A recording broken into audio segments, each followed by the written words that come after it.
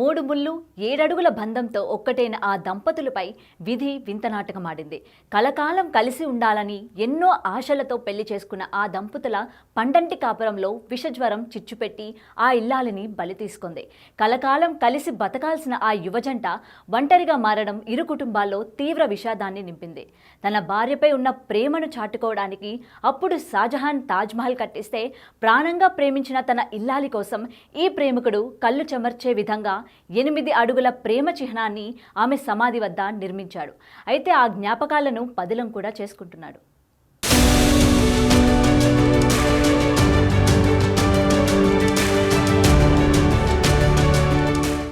మూడు ముళ్ల బంధంతో ఇద్దరు ఒక్కటయ్యారు.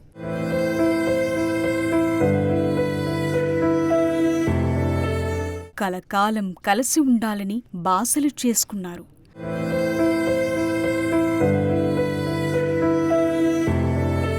పిల్ల పాపలతో సుఖ సంతోషాలతో జీవితాంతం గడపాలని ఆశపడ్డారు.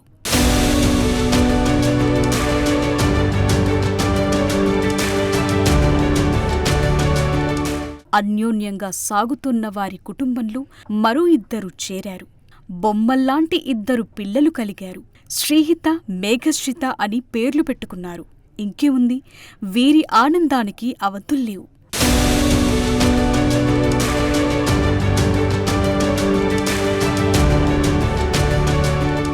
చక్కగా సాగిపోతున్న వీరి జీవితంలో ఒక్క కుదుపు. కలలన్నీ కల్లలయ్యాయి. ఊహలన్నీ పటాపంచలైపోయాయి. తానొకటి తలిస్తే విధి మరొకటి తలచింది. ఈ చూడచక్కని జంటను చూసి కన్నుకుట్టిందేమో ఓ మాయదారి జ్వరం ఈ బంగారు బొమ్మను పొట్టన పెట్టుకుంది.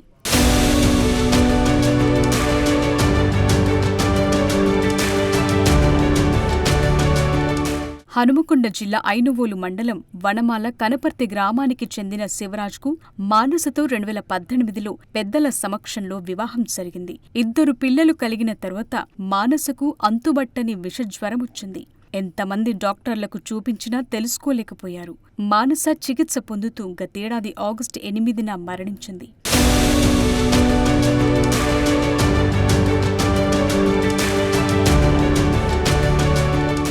భార్య చనిపోయినా తన ఇద్దరు పిల్లలు ఆమెను చూసుకున్నాడు శివరాజ్.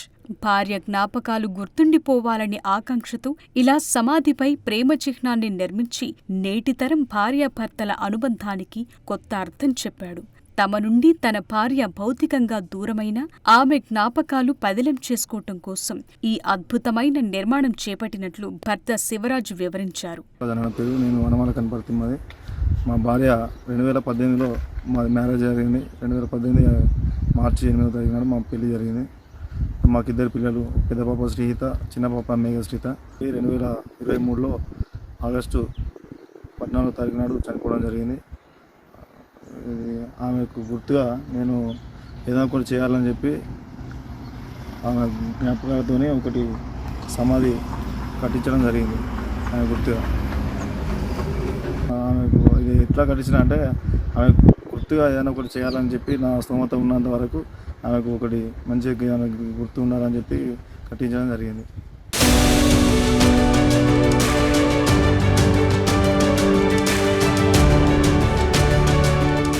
ప్రతి ఏటా తన భార్య చనిపోయిన రోజు కుటుంబ సభ్యులంతా కలిసి అన్నదానం చేస్తారు. 10 మంది కడుపు నింపి తన భార్యపై ఉన్న ప్రేమను చాటుతారు.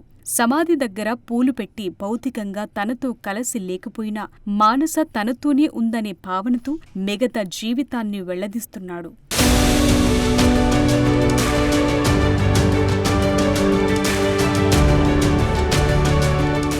చిన్న చిన్న తగాదాలకే విడాకుల వరకు వెళుతున్న నేటి కుటుంబాలు శివరాజ్ని చూసి నేర్చుకోవాల్సిన అవసరం ఎంతైనా ఉంది. Hats off to Shivraj.